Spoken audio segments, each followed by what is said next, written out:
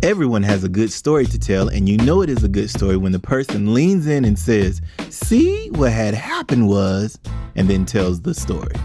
This podcast provides those opportunities to tell those types of stories in education. The stories will be from the good, the bad, and everything in between. We wanted to do this podcast to showcase stories in education and to give flowers to educators who deserve recognition for their excellence. Our guests will feature parents, students, teachers, administrators, and just about anyone who is involved in education. These stories will inspire you, challenge you, and help you to reflect on your practice of education, whether it be from the inside of the classroom or outside. If you have a good story to tell, we'd love to hear it. Email us at contact@andredowty.org. We'd love to have you or your story on a future episode. See What Had Happened starts now. Welcome to See What Had Happened. We're your co-hosts, Danielle and Andre Daughty.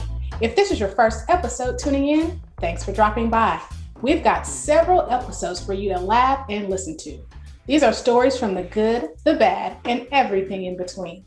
If you've been following along and are friends of the podcast, welcome back. You're officially a part of the crew.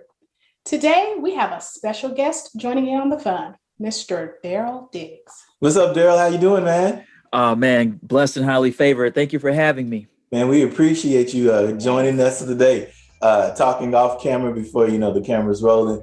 Man, your story is phenomenal. I cannot wait to hear how this story concludes.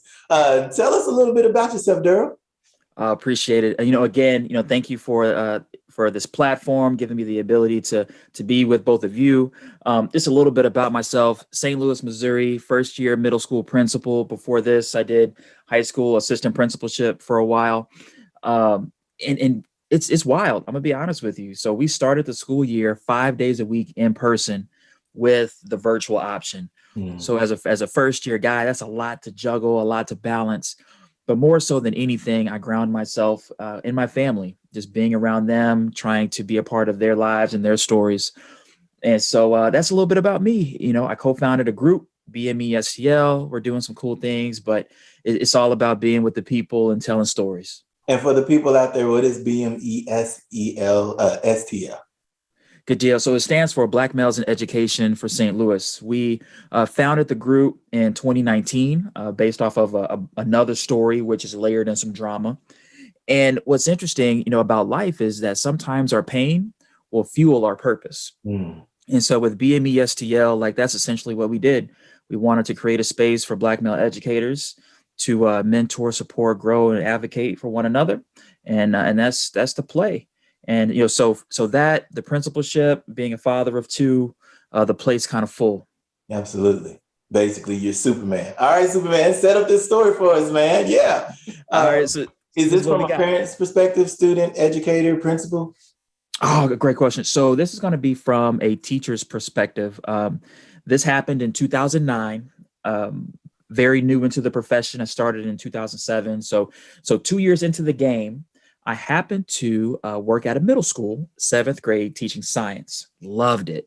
And so while I'm there, I also happened to befriend the social worker, then girlfriend, now is my wife. So we had like a off the books secret romance going on. It was good. It was really good. And the reason why we didn't want anyone to know is because we were really intentional about our work. We didn't want to confuse business and pleasure. And so on the weekend and in the evening, her and I would go out to dinners, in places where we wouldn't see students or coworkers. And on the weekend, we would just travel. Her parents lived about 2 hours away, small town called Waynesville. And then my folks lived in North County, St. Louis, which is about 20 minutes away. So we would just do these things in the background while we worked together. And so what made our situation unique is that if we were ever in the same meeting or in the hallway together, we made sure not to make eye contact because we had something really special going at the time, which then turned into quite a few years of marriage and 2 kids. Yeah. Wait a minute. Now, how do you not make eye contact? Hey, my heart was looking, but not these eyes. With a quick glance, you look at it and like a head nod or a smile. I was like, I see you, but I can't see you. Yeah. And middle school kids, once when they find out something, oh, it's over. Yes. Yeah.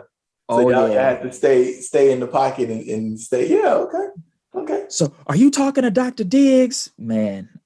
So that happened later, after it came out and we became engaged. But here's the story. Go for it. So in this story, this is what had happened. So Gloria, so that's her name. So Gloria and I, we would meet, talk, just do like a lot of things like outside of school. If I wasn't lesson planning for the next day or the next week, she would cook. We would cook together. We would just do things together.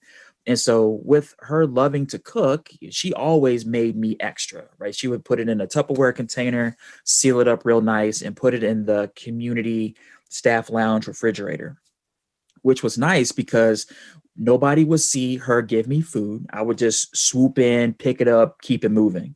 Well, on this particular day, she did drop off some food for me in the refrigerator, and I was beat down on this day. Like I remember it like it was yesterday. The kids were on one. I had grading. There was parent-teacher conferences coming up, and so at lunchtime, my students went to the cafeteria. I rolled in, stopped by the refrigerator, picked up the meal, headed back to my room, warmed it up, sat down, and as I'm sitting in my piece eating this meal, like man, it was so good. It was filling, mouth watering, like it hit like the back of the mouth, like the tonsils, like it was just incredible. And so as I'm eating, I finished it up, the kids come back, lunch is over, and so I'm in my second stride now because I'm feeling good. Well, as the kids are working, I happen to check my email, right, like the staff email, and there's this message that was sent all staff by a colleague in another grade level. So this person taught 8th grade.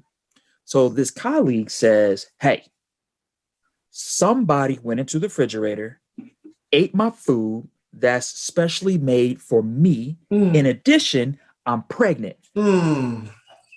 So, I'm looking at the email like, damn, like that's crazy, man. Who would do such a thing? Now, mind you, I'm teaching in a predominantly white school district. I am the only Black male teacher in the building. And I'm like, man, that's trash. Who would do such a thing? Jesus.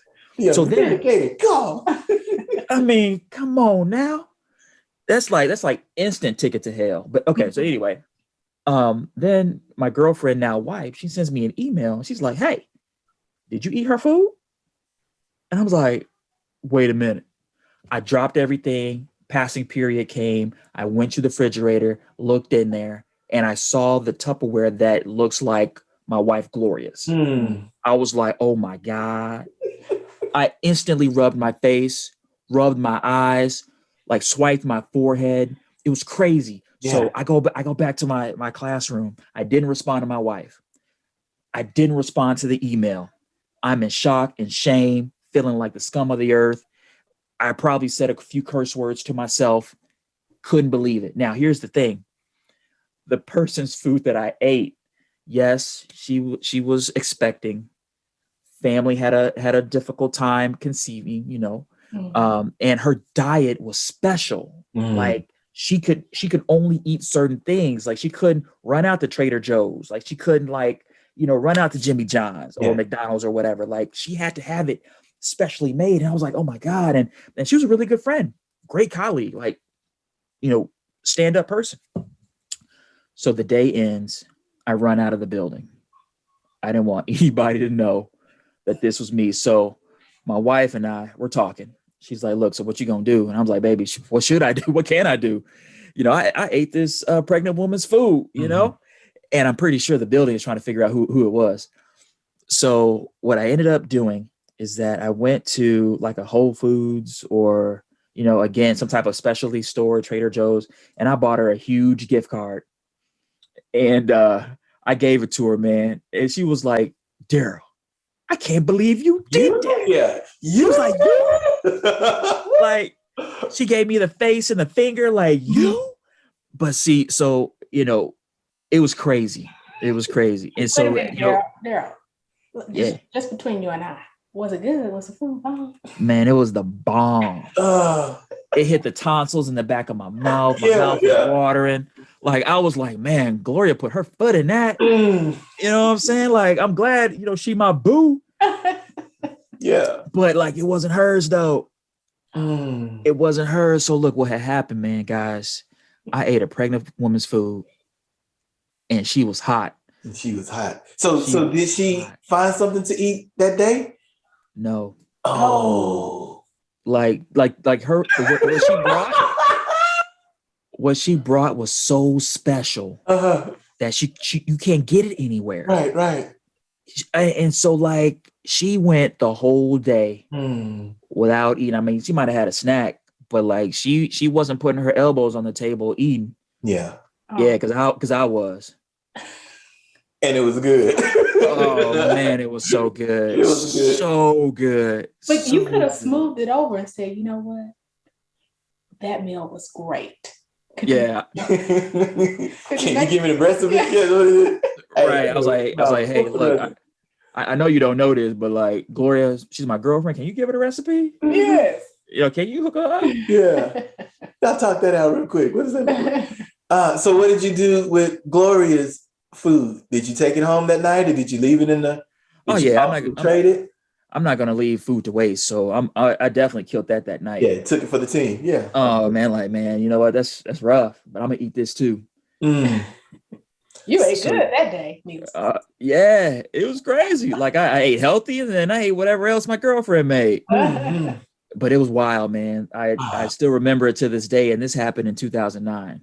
Oh, it's stories like that you look back now and you just laugh at it. Like, man, we were wilding out in that situation. And to think that you just grab, because I mean, that's an innocent thing. You go in there, that looks like your Tupperware, you got it, you grab it, you get it, you heat it, you warm it up, you move on with your day, and then the next thing you know, you get that email. So were other people petty as far as like in the email box, like, oh, I think someone said that they did it, or was everybody just ghost and quiet? Hey, first of all, so two things happened. Nobody wanted to say anything, but one person was brave enough to say, man, who would do such a thing? The new guy, Darryl.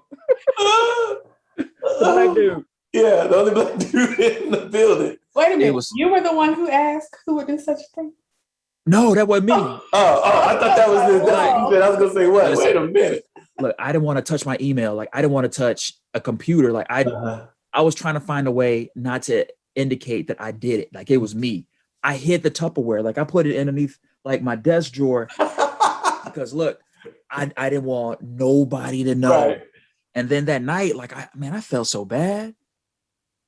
I was like, man. Okay, so when you gave her the gift card, did you give her a Tupperware bag? That's a good question. I don't know. That means no. I probably put it in the rotation. Yeah. How did you give her the gift card? Was it like in her teacher mailbox? Did you pull it to the side? I sucked it up. I went to go see her. I was like, look, hey, such and such teacher. I was like, look, I'm sorry. This is what happened. And if I could repay anything, I hope this, helps. And so it was to one of those specialty stores that I hope that she could find what she needed, because she was on a special diet, and due to my mistake, she didn't eat that day. Yeah, man, it was rough. And I can appreciate you. Like, I mean, that's manning up. You messed up, you blew it. You could have easily just put it in her teacher mailbox and secret admirer type of way and be like, I'm sorry, I didn't mean to, but instead just going to her and as a respect, colleague, hey, I'm sorry, I thought that was my girl's, I was in a rush or whatever other excuses, to try to tend it over. Okay. Oh man, it was wild. Yeah, it was wild. Well, on the up note, she was able to have her child. Kiddo's doing great. Good. Maybe that's due to me. Yeah. Who knows? Yeah. Who knows? We'll claim that a little bit. Yeah. You kind of helped right there. I'll put that in the win column. Yeah. Love it. That's an excellent story. Now, here's another question, because you got me chewing now.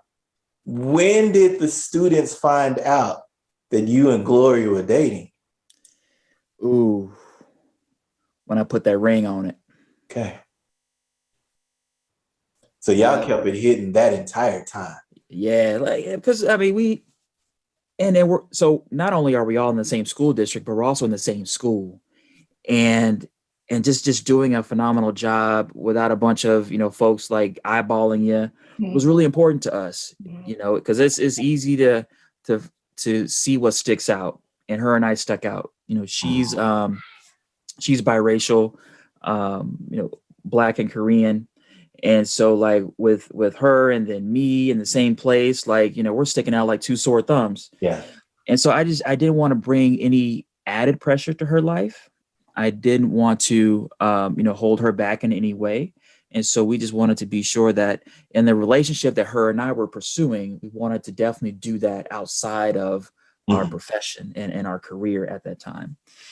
So when I put a ring on it, like kids were like, are you are you engaged to Dr. Diggs? And like the kids were going crazy. And even now they're like, so how's Dr. Diggs doing?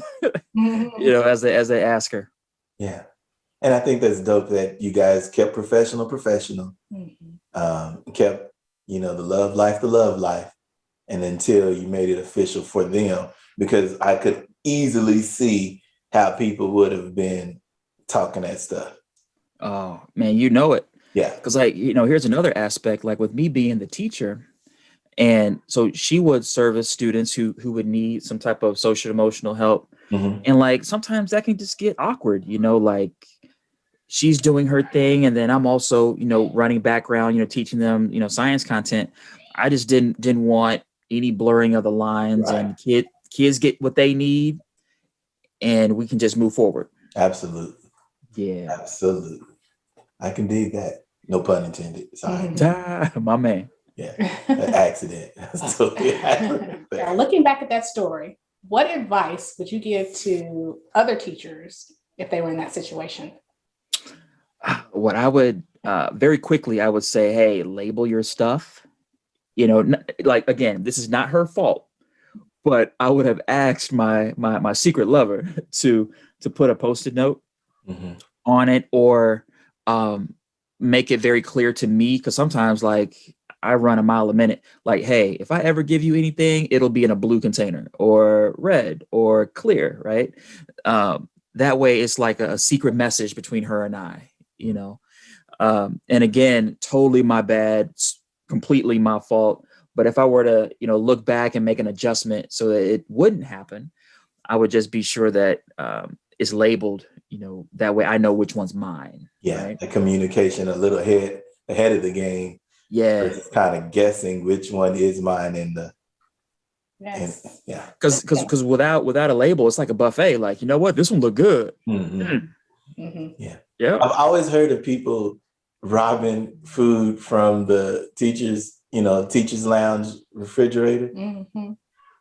I did. This is the first story that I've actually heard of it. I've heard people being super petty, doing other things to their food and all of that. But yeah. I did it. Y'all, that food was so good. Oh, man. If you could think about a meal that was like on a scale of 1 to 10 and 11, man, that was it. And I was like, man, I might have to start, eating healthy. But when she said it was hers and, she was, pregnant, I was like, man, I'm so trash. Yeah. Yeah. What you made up? Yeah, you made up for it. Yeah. Yeah. Yeah. And now look at the baby. The baby's healthy and she's healthy and everything's all good. Doing good. Yep. Some of the best educators in the world are people you've never heard of. They may not be on TV or get the National Teacher of the Year awards, but we want to give those teachers their flowers today. We know the sacrifice and the heavy lifting these educators go through daily. With that said, we present Sprout Outs. Sprout Outs is sponsored by Pinky and Paws Petals. Owner and founder Jamaica Lewis has always loved flowers as a kid, and after her mom passed, she wanted to design the same flower arrangements she saw at her mom's funeral. She went to design school and learned how to craft and design floral arrangements.